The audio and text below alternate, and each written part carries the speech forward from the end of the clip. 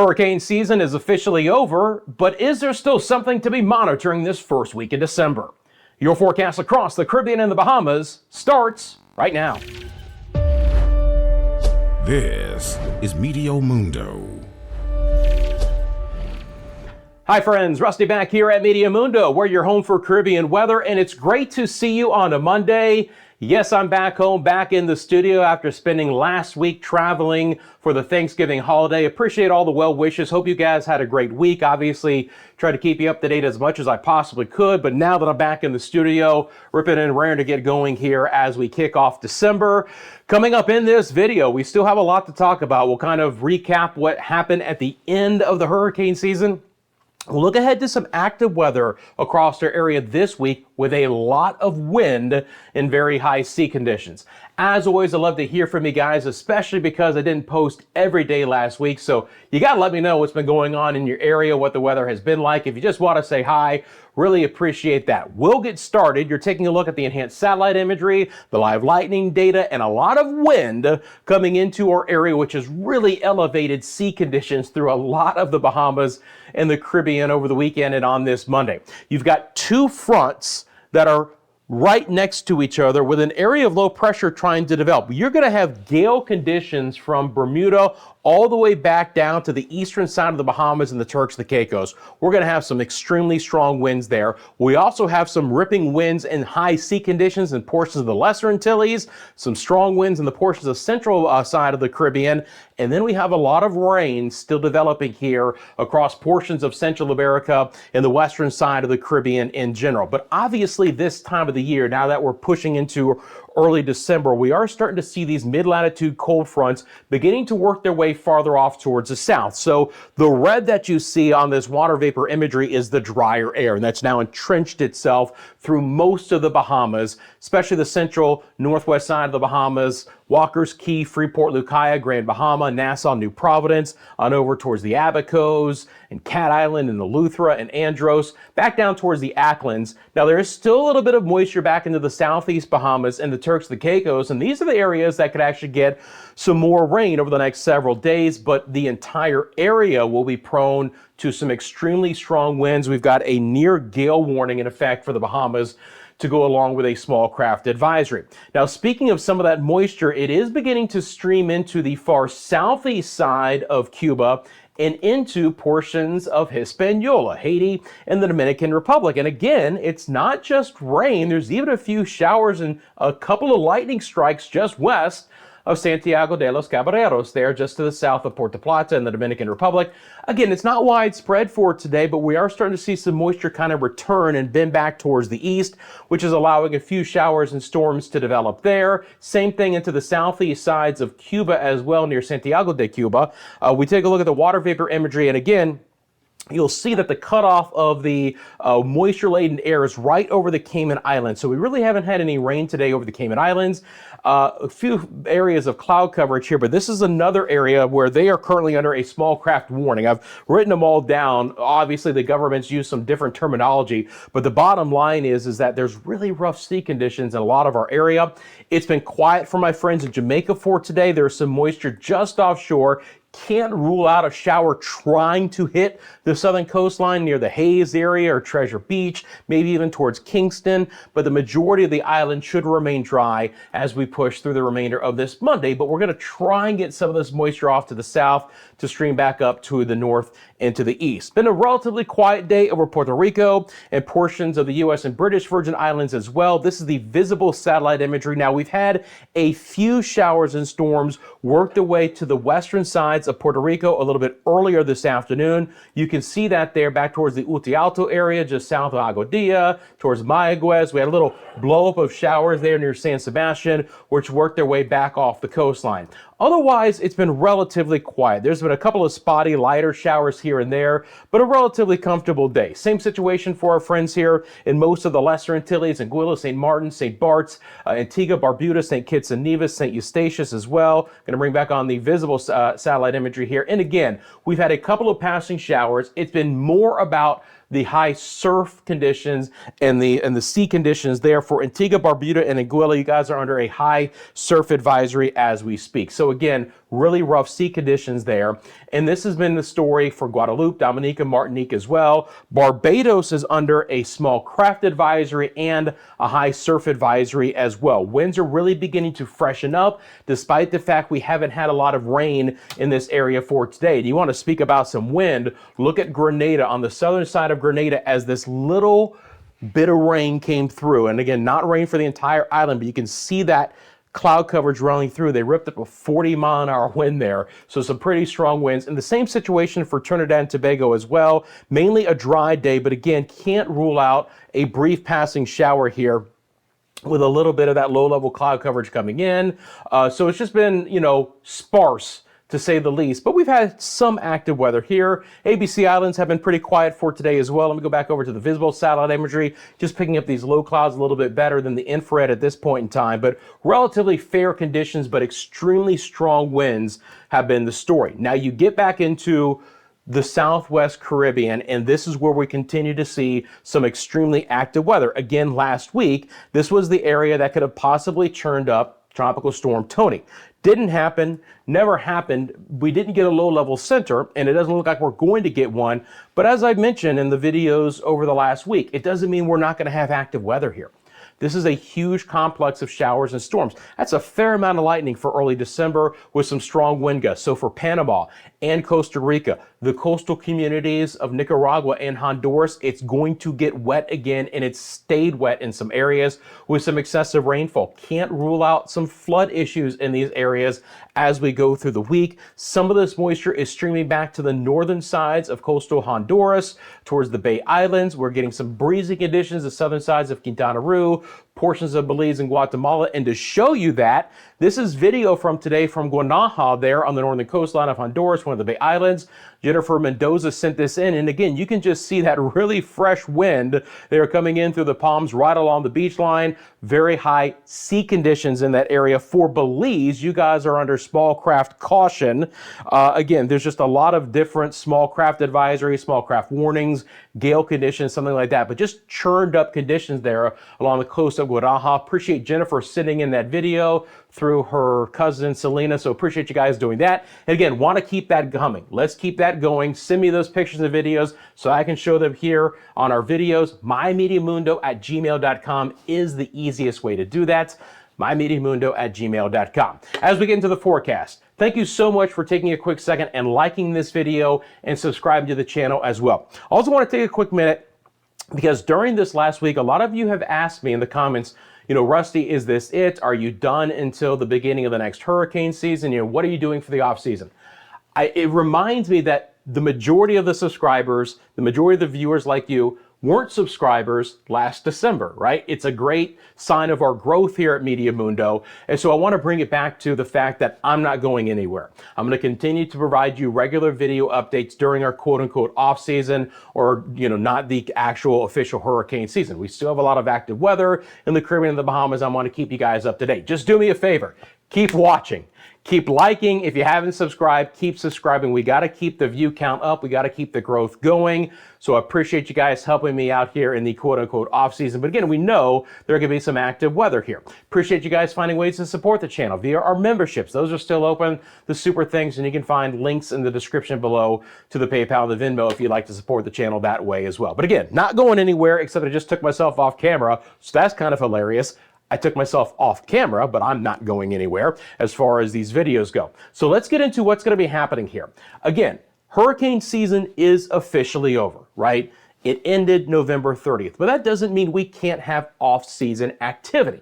Now look, a lot of the time that happens before the official June 1st start. May can be very active in our area. Typically, December is not as active. That being said, I'm going to continue to be watching this area to see if there's any spin around this Central American gyre. Now, as we get this deep into December, that chance gets lower and lower. One thing that could still happen, and we'll talk about this, is as these cold fronts come off the United States East Coast, you can get them to stall out in mid-level centers of circulation developing, and you can get those subtropical storms near Bermuda, but they typically speed off towards the north and to the east. So if we're done with the Atlantic hurricane season, we're going to wrap it up with 18 named storms, 11 hurricanes, and 5 major hurricanes. Look, by all accounts, friends, this was an active season. I know there were some big-time lulls typically when it was active, but by the time it was all said and done, which is why you can't just sit there and look at what's been happening through early August, you're going to have these numbers all in line with what NOAA had to kick off the season, right? Didn't hit the high end, thank goodness, but the NOAA numbers were kind of right there. And by the way, unofficially, this was the second most costly Atlantic hurricane season ever, with more than $222 billion of damage. Can you imagine that? Second highest there. Now again, there are still some areas, especially the Caribbean, that could support tropical development. The cold fronts coming in, really knocking down the water temperature through the Bahamas, the Gulf of Mexico, and the Northwest Caribbean. So these areas in orange and red and yellow, not going to support development, but we still have sea surface temperatures above 80 degrees Fahrenheit or 27 degrees Celsius through a lot of the central and the eastern Caribbean. So there's at least environmental conditions which would say, okay, if something we're trying to get going, it could support it, right? But nothing is actively trying to gather itself at this point in time. Now we're still, in the weak La Nina at this point in time, so we still have relatively very little wind shear. Now obviously the wind shear kicks up a bit as these cold fronts come through, but again, nothing that I'm concerned about, but you can never really close the book on Atlantic hurricane season until you really get that first really true strong cold front to get all the way down into the Caribbean and to really bring in that dry air and shut things off, right? Now, what it's going to happen is we're still in store for a relatively wet week ahead. You can clearly see this broad Central American gyre spinning back up a lot of rain. So I am concerned about some excessive rainfall. And relatively speaking, for the next few days in December, I'm going to show you the island by island rainfall outlook. We're relatively wet through a lot of areas. Sure, there are some drier spots, there's no doubt about it, but just looking over the next couple of days, and we'll start off here again with the Central American view here, from Panama to Costa Rica, and then now riding up Nicaragua and Honduras towards El Salvador and into places like Guatemala and Belize. Rainfall is going to be fairly widespread, and in some spots, it's going to be excessive, okay? And again, this continues to be a very active area. Anyone who lives in these areas know how wet it's been.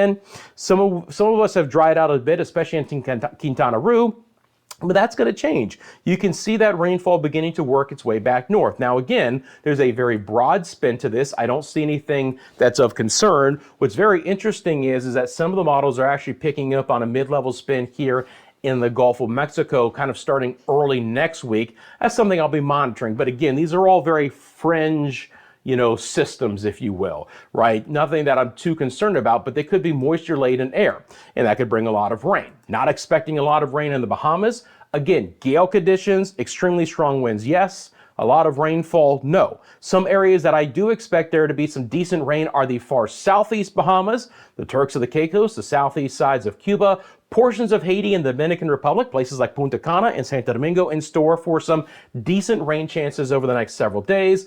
Jamaica's rain chances will be going up a bit as that moisture streams north and to the east. It's still not going to be a significant amount of rain, but there'll at least be some cloud coverage and the opportunity for some showers for my friends in Kingston and Montego Bay and Negril and Ocho Rios and Mandeville and Maypen. You can see as I take you out over the next several days here, kind of all the way towards the weekend, we'll have that opportunity. Not a great chance, but we'll have that opportunity. It's the same situation for the Cayman Islands. Now again, sea conditions are going to be churned up. We're going to have small craft advisories and small craft warnings and places, things going on like that. One area that I think the rain chances are going to be kind of going up and down every day is Puerto Rico. In the U.S. and British Virgin Islands, nothing is going to be concentrated, but just like Western Puerto Rico today, where we had a pocket of some heavy rain, can't rule that out for St. Thomas and St. Croix and St. John, and our friends in Road Town, Tortola, and Virgin Gorda, and Anegada, and Yost Van Dyke, on over towards the Lesser Antilles. Again, scattered rain here, slightly higher chance kind of in the northern third of the Lesser Antilles, from Dominica north, Guadeloupe and Montserrat,